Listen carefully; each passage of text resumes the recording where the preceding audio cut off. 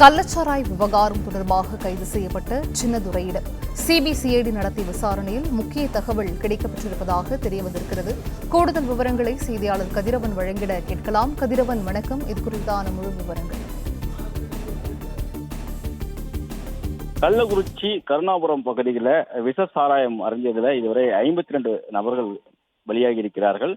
இது மட்டும் இல்லாமல் மருத்துவமனையில 100க்கும் மேற்பட்டோர் சிகிச்சையில இருக்கிறார்கள். இந்த விவகாரம் தொடர்பாக சிபிசிஐடி போலீசார் வழக்கு பதிவு செய்து தீவிர விசாரணைகள் மேற்கொண்டு வருகிறார்கள்.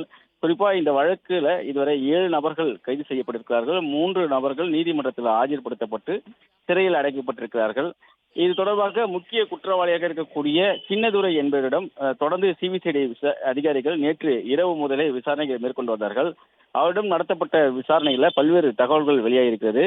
கடந்த 17ஆம் தேதி மாத்தேஷ் என்ற நபரிடமிருந்து இந்த சின்னதுரை இந்த மெத்தனாலை வாங்கியிருப்பதாகவும் அந்த விசாரணைகளை தெரிய வந்திருக்கிறது. மாத்தேஷ் பாண்டிச்சேரி பகுதியை சேர்ந்தவர் என்பதும் தெரிய வந்திருக்கிறது.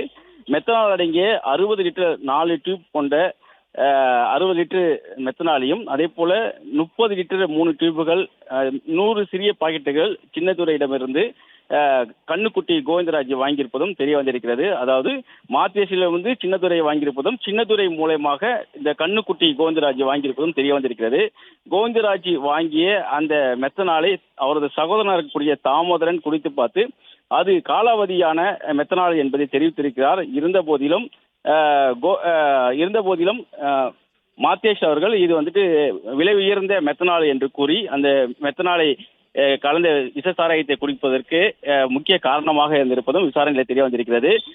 சின்னதுரை மெத்தனால் கெட்டு போகவில்லை என்றும் உயர் ரக சரக்கு என கூறி விற்பனை செய்யுங்கள் என்று கூறியும் கோவிந்தராஜிடம் இந்த மெத்தனாலை விற்பனை செய்திருப்பதும் தெரிய வந்திருக்கிறது.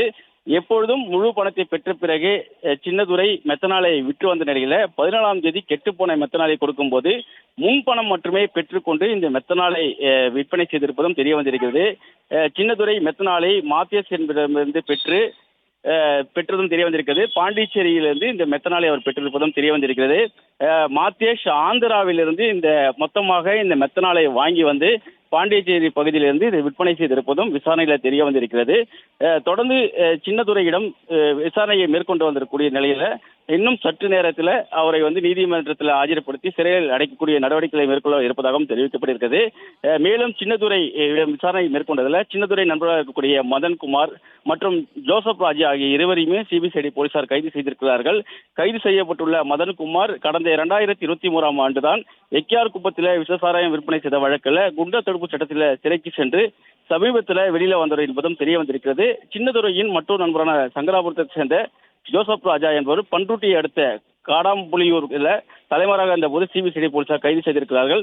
இந்த வழக்கில் இதுவரைக்கும் கண்ணுக்குட்டி கோவிந்தராஜ், சின்னதுரை, மாத்தேஷ், ஜோசப் ராஜா, மதன்குமார் மற்றும் கோவிந்தராஜின் மனைவி விஜயா, கோவிந்தராஜ் சகோதரர் தாமோதரன் உள்ளிட்ட 7 நபர்கள் கைது செய்யப்பட்டிருப்பதாகவும் இதுல 3 நபர்கள் நீதிமன்றத்தில் ஆஜர்படுத்தி சிறையில் அடைக்கப்பட்டிருப்பதாகவும் தெரிய வந்திருக்கிறது.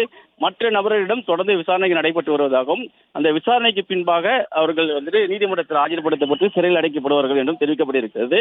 இதுல சின்னதுரையிடம் தற்போது சிபிசிஐடி போலீசார் வாக்குமூலத்தை பதிவு செய்யும் பணியில ஈடுபட்டிருப்பதாகவும் சிபிசிஐடி போலீசார் தரப்புல தெரிவிக்கப்பட்டிருக்கிறது. சிபிசிஐடி போலீசார் பறிமுதல் செய்த மெத்தனால் டியூப்புகளை தடயவியல் ஆய்வகத்துக்கு அனுப்பியிருக்கிறார்கள். உண்மையிலே காலாவதியான மெத்தனால் தான் இதுல பயன்படுத்தப்பட்டிருக்கிறதா என்பதை குறித்து விசாரணை பின்பே தெரிய வரும் என்றும் சிபிசிஐடி போலீசார் தரப்புல தெரிவிக்கப்பட்டிருக்கிறது.